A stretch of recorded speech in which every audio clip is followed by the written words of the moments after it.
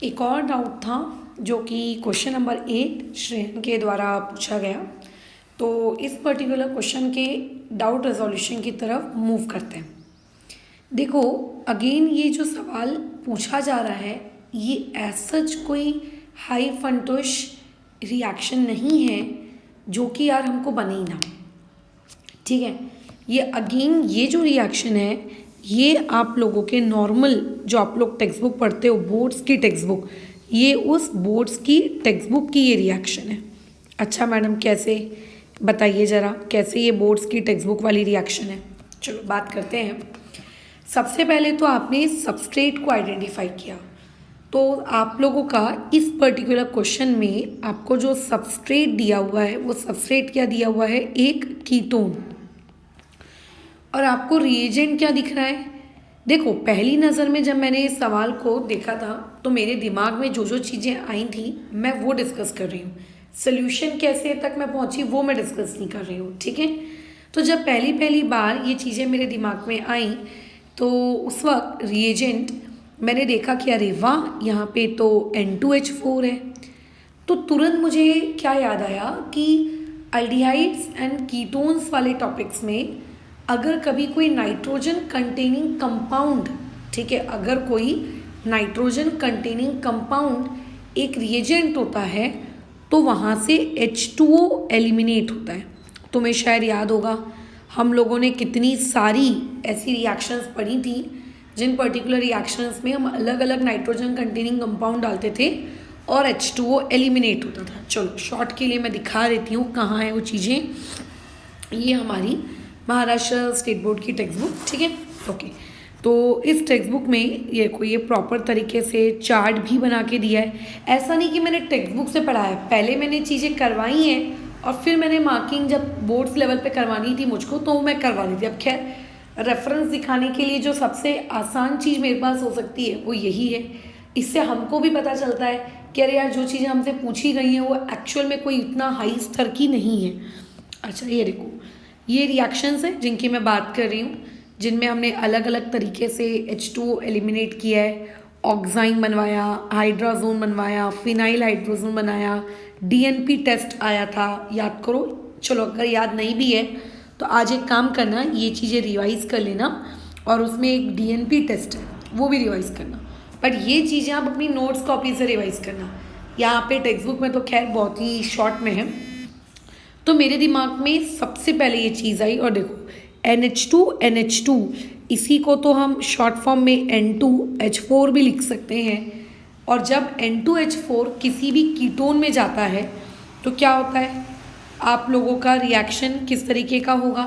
आप लोगों का रिएक्शन कुछ इस प्रकार से होगा कि जो डबल बॉन्ड O है वो तो चला जाएगा क्योंकि H2O एलिमिनेट होता है ना, और नाइट्रोजन के पास से 2 हाइड्रोजन चले जाएंगे तो यानी कि वहाँ पे कनेक्ट होगा नाइट्रोजन, डबल बॉन्ड नाइट्रोजन और H2 बराबर। सबसे पहली चीज़ यही मेरे दिमाग में आई थी, ठीक है। फिर लेकिन मेरे को जब फाइनल मैंने ऑप्शंस देखे तो फाइनल ऑप्शंस में मुझे कहीं भी NH2 डबल बॉन्ड N नहीं दिख रहा था, कहीं पे भी नहीं दिख रहा, ठीक है। तो फिर कई स्टूडेंट्स नॉर्मल तरीके से सोच सकते हैं कि मैडम यहाँ पे आपने जो ये NBS डाला है, राइट, ये जो NBS है ज़रूर इसने उस नाइट्रोजन डबल बॉन्ड नाइट्रोजन वाले सिस्टम को शायद हटा दिया हो। तो जिन लोगों को NBS के बारे में नहीं पता है उनको थोड़ा सा शॉर्ट में यहाँ बता दिया जाता है। NBS बेसिकली एक ब्रोमिनेटिंग एजेंट है, ठीक है। ब्रोमिनेटिंग एजेंट का मतलब क्या होता है? जिसका काम होता है ब्रोमीन को ऐड करना। जैसे जब आप बेंजीन रिंग की रिएक्शंस करते हो, है ना, तो आप ब्रोमिनेशन करवाते हो, Br2 in the presence of water, Br2 in the presence of CCl4, याद आ रहा है? या फिर जब आप नॉर्मल हेलोजिनेशन कराते हो तो Br2 in the presence of HNu, 3 चीज़ें याद आई। तो वैसे ये भी ब्रोमीन ऐड करता है, स्पेसिफिकली ब्रोमीन ऐड करता है और इसका फुल फॉर्म होता है N-ब्रोमो सुसीनामाइड, ठीक है, ये इसका फुल फॉर्म है, इसीलिए इसका नाम क्या रखा है? NBS। तो ये एक ब्रोमिनेटिंग एजेंट है, नो डाउट ये ब्रोमीन ऐड करता है, बट ये जो वहाँ पे पहले से ग्रुप्स अटैच्ड हैं, इन्हें कुछ नहीं करेगा। इसका मतलब इससे ये समझो कि अगर अगर मान लेते हैं ये मेरा पी होता, अगर ये बाजू में लिखी हुई चीज़ मेरा पी होती और इस पी में अगर मैं NBS डाल रही होती तो इसमें नो डाउट ब्रोमीन तो आता ही आता, लेकिन इसको कोई फ़र्क नहीं पड़ता, कोई दिक्कत नहीं होती। तो इसका मतलब प्रोडक्ट में तो ये ग्रुप दिखना चाहिए, क्योंकि NBS के अलावा तो हमने और कुछ नहीं डाला ना। ठीक है, NBS के अलावा तो हमने और कुछ भी नहीं डाला है, हमने तो सिर्फ और सिर्फ क्या डाला है उसमें, NBS। तो वो ब्रोमीन को ऐड करेगा, बाकी तो और कुछ भी नहीं होगा। बट यहाँ पे जो ऑप्शंस दिए हैं इनमें नाइट्रोजन डबल बॉन्ड नाइट्रोजन वाला सिस्टम नहीं है ऑप्शंस में। ठीक है, यहाँ पे जो आपको ऑप्शंस दिए हैं इनमें नाइट्रोजन डबल बॉन्ड नाइट्रोजन वाला क्या नहीं है, ऑप्शन ही नहीं है। तो इसका मतलब क्या मैंने मेरी स्टार्टिंग में ये जो मेरी काम किया है, ये जो मैंने आपको बताया था कि H2O एलिमिनेट होता है, क्या ये वाला काम मेरा गलत है?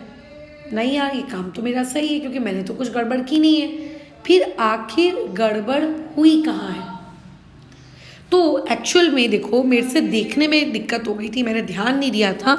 N2H4 के साथ में यहाँ पे जो ये OH नेगेटिव है, इस पर मेरा फोकस नहीं था।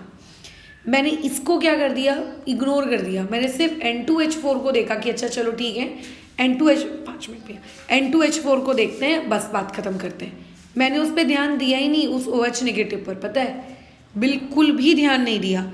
अब क्यों मैम, OH नेगेटिव से क्या कोई खासा फ़र्क पड़ता है? भाई बहुत ज़्यादा फ़र्क पड़ता है ना, बहुत ज़्यादा। कैसे? देखो, अगेन हम हमारी टेक्स्ट बुक में आते हैं। अब टेक्स्ट बुक में देखिए, आपके पास ये एक रिएक्शन है आपकी टेक्स्ट बुक में ही। ठीक है, ये देखो, जिसको तुम्हें आना चाहिए कायदे से, वो है क्लेमेंसन रिएक्शन और एक है वुल्फ किश्नर रिडक्शन रिएक्शन। दोनों ही क्या है, एक प्रकार की रिडक्शन रिएक्शंस हैं। ठीक है, अच्छा ठीक है मैडम। बस क्लेमेंसन रिएक्शन में आप क्या यूज़ करते हो, जिंक एमालिगम यूज़ करते हो कंसनट्रेटेड HCl के साथ उसके प्रेजेंस में। ठीक है, जो क्या करता है, देखो आप लोगों के डबल बॉन्ड O को हटवाता है और वहाँ पे बेसिकली 2 हाइड्रोजन लगा देता है। ये है आप लोगों की क्लेमेंसन रिडक्शन। यही सेम काम वुल्फ किश्नर रिडक्शन रिएक्शन में भी होता है, और इसके बदले देखो हम लोग क्या यूज़ करते हैं, मतलब वो जिंक एमालिगम और HCl के बदले हम यूज़ करते हैं NH2 हाइड्राजीन। और जब अपन NH2 ऐड करते हैं तो देखो अभी जैसा मैंने ऐड किया, H2O एलिमिनेट होगा, डबल बॉन्ड N और सिंगल बॉन्ड NH2 लगेगा, हाइड्राजोन बनेगा, वो बनता है। लेकिन इस हाइड्राजोन के बनने के बाद अगर आपने इसमें KOH डाल दिया, ठीक है, अगर आपने इसमें ये KOH के साथ साथ ये अल्कोहल अगर इसमें डाल दिया, तो यही N डबल बॉन्ड NH2 ये पूरा हट जाता है और इसके बदले में H2 आ जाता है। मतलब जो काम आपके किस में हो रहा है, वुल्फ किश्नर और क्लेमेंसन में सेम हो रहा है, और नाइट्रोजन गैस इवॉल्व होती है। तो तुम्हें नहीं लगता यहाँ पे अपन ने OH नेगेटिव डाला है, इसका मतलब ये रिएक्शन सिर्फ और सिर्फ इतनी नहीं है, ये रिएक्शन एक कंप्लीट पैकेज है। ये आप लोगों की वुल्फ किश्नर रिएक्शन है, वुल्फ किश्नर रिडक्शन रिएक्शन है।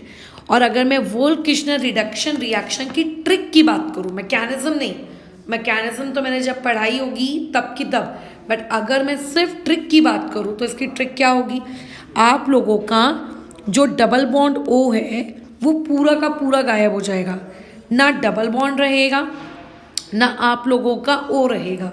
ठीक है, ना डबल बॉन्ड रहेगा ना आप लोगों के पास O रहेगा।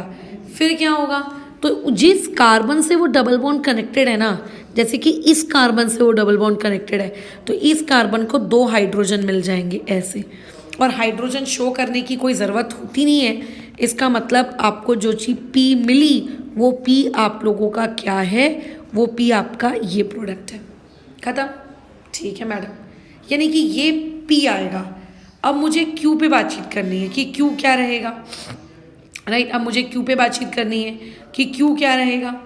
तो ऐसे केस में देखो, अब ये जो Q है आप लोगों का, ये Q क्या है, तो ऐसे केस में N ब्रोमोसुसिनामाइड, जैसे कि मैंने बताया ये आप लोगों का बेसिकली एक ब्रोमिनेटिंग एजेंट है ना। ये बेसिकली आप लोगों का क्या है, एक ब्रोमिनेटिंग एजेंट है। तो हमें लगता है कि अच्छा ठीक है ये ब्रोमीन ऐड करेगा, बट ये ब्रोमीन कहाँ ऐड करेगा, एक बार ये सोचा है? तो एन ब्रोमो सुसिनामाइड की सबसे खास बात ये है कि ये ब्रोमीन ऐड करता है एलाइलिक पोजीशंस पे ही सिर्फ और सिर्फ। मतलब तुम्हें अगर ऐसा लग रहा है कि मैम ये बेंजीन रिंग में कहीं भी ऐड हो जाएगा, नहीं, कहीं भी ऐड नहीं होगा, बिल्कुल ऐड नहीं होगा, ठीक है। अच्छा फिर ये कहाँ ऐड होगा, ये अलाइलिक पोजीशन पे ऐड होगा। अलाइलिक का मतलब जानते हो ना, डबल बॉन्ड के बाजू वाली पोजीशन, ठीक है, डबल बॉन्ड के बाजू वाली पोजीशन, CH मतलब sp3 हाइब्रिडाइजेशन और डबल बॉन्ड के बाजू वाली पोजीशन। ओके, तो जैसे कि अभी हम जानते हैं कि यहाँ पे ऑल्टरनेट डबल सिंगल बॉन्ड है, तो अलाइलिक पोजीशन कौन सी हुई, ये हुई अलाइलिक पोजीशन, यानी कि यहाँ पे आके ऐसे Br लगेगा। So this is going to be your Q। अब देखो कौन से ऑप्शन से मैच कर रहा है। सो ये ऑप्शन नंबर बी से मैच कर रहा है, सो इसका करेक्ट आंसर है ऑप्शन नंबर बी। ठीक है, खत्म कहानी, डन।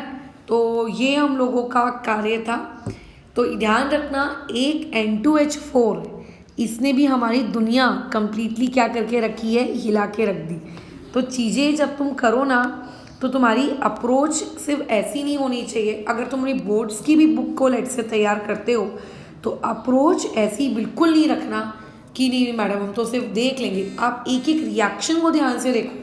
मैं बता रही हूँ ना, आपकी ही मेंस के पेपर में आपकी ही जो किताबें होती हैं उन्हीं से बस ऐसा सवाल फ्रेम कर देते हैं और हमें लगता है यार कितना कठिन है। So just read your text books very very very very carefully, ठीक है। तो फिलहाल इस डाउट डिस्कशन को यहाँ रोकते हैं। मुझे उम्मीद है कि इसके बाद श्रेयन तुम वोल्फ किश्नर रिएक्शन और क्लेमेंसन रिएक्शन मतलब पूरे उस पेज को एंटायर तरीके से डीप में स्टडी करके ख़त्म करोगे, ठीक है।